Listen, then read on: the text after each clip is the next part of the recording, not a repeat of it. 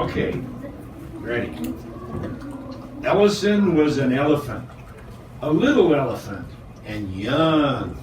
He was a young and little elephant, but not a baby elephant.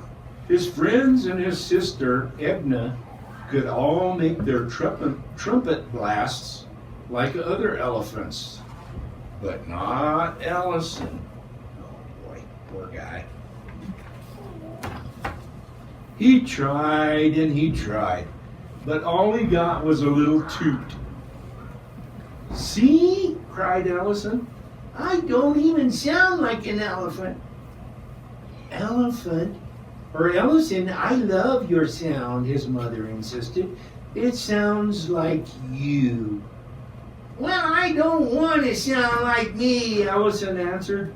"I want to make a trumpet sound like everybody else."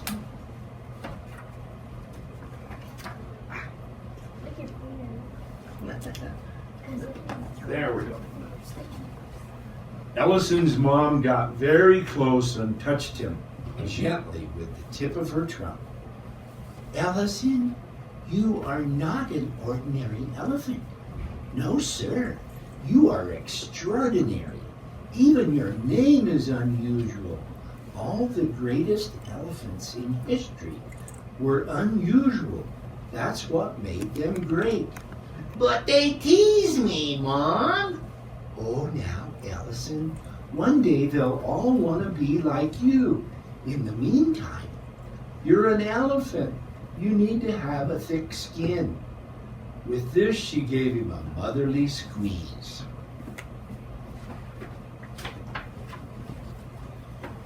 Together they walked down to the watering hole, trunk in trunk, where all the other elephants were bathing. Ellison liked it when Mom washed his back, but when she sprayed under his chin, the ticklish Ellison giggled and squirmed. He watched as the others played their noisy games. They squealed and blasted, honked and blared.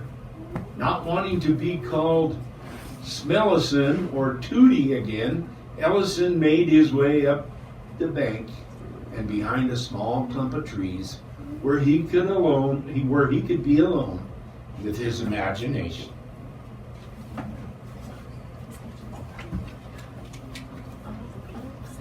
There he tried and tried to make that wonderful grand call that came so easily to everyone else. He filled his cheeks with breath and he threw his big ears forward, but all he got was a little toot. Full of despair, Ellison stomped and stormed till he stumbled right over a bush. That did it. He kicked that little bush and pulled it from the ground and shook it with his trunk. Boy, he was mad.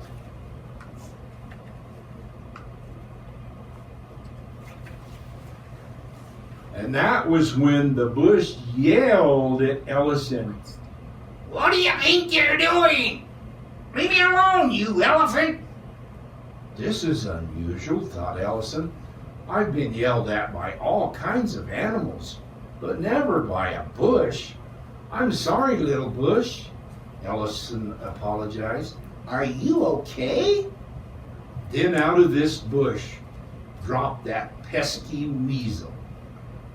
Don't let it happen again, Smellison, he yelled and waddled away. Ellison followed him around the corner, over the hill, and into a valley, talking as he went. Hey, wait up, Weasel. You can talk to me. You can't talk to me like that. I'm bigger than you, and I apologized, and I didn't know you were in there in the first place. And you can't make me feel any worse anyway, because I can't even make a trumpet sound like an elephant. All I can make is a stupid little toot.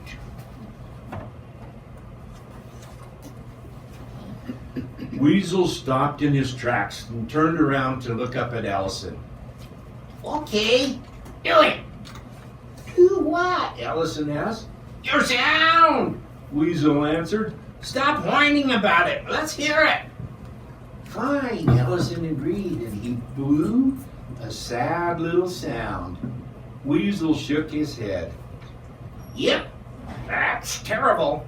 I'd be mad too. He disappeared into a hole in the ground. Ellison was not afraid of that little weasel. He walked right up, stuck his trunk down in the hole, and blew one very crisp, clear sound that echoed underground. What followed was a long silence during which Ellison was a little afraid. He wondered if he should have just let Weasel be this time. But then Weasel popped out of the hole with dirt on his fur and a smile all over his face. Now I like that, he said, shaking the dirt off. Do it again. You're making fun of me, replied Ellison.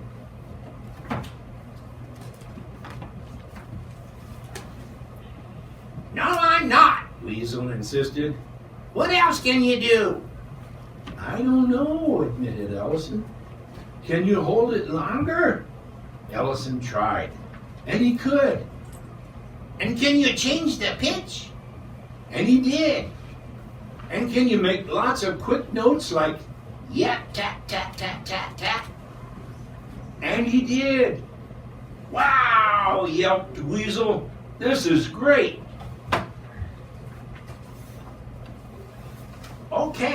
Okay, now close your eyes and look inside. When you find your voice, let it out. Ellison had no idea what a voice should look like, but when he closed his eyes and looked inside and looked until he found it. It looked like nothing he'd seen before, but he knew it right away. It was his very own voice. Ellison's legs felt stronger. His heart grew bigger. He took in a deep breath and started with a long note that went on and on and on until all of the ears on all of the elephants in the watering hole turned to listen. They set out at once in search of that most extraordinary sound.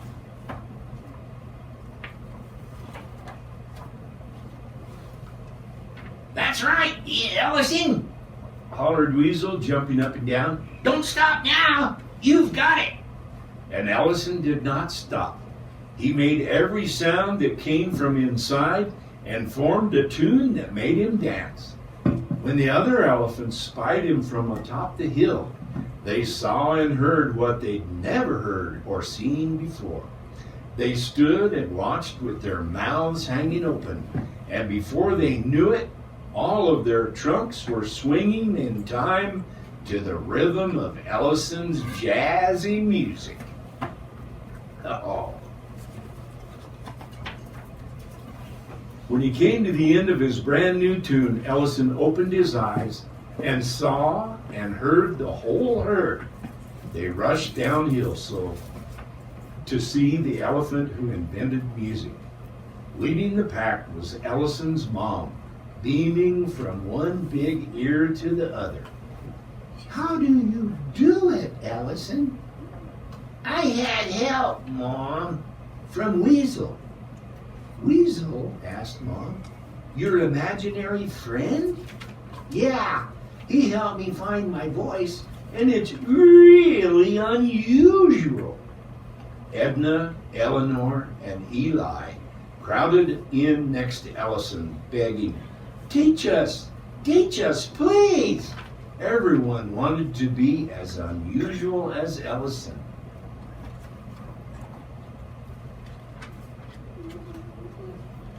All of the elephants and some of the other animals too danced and sang and kept rhythm while Ellison played his jazz trunk. When the sun went down, the lightning bugs lit up the darkness. All night long, animals came from everywhere to hear the unusual elephant with the extraordinary sound.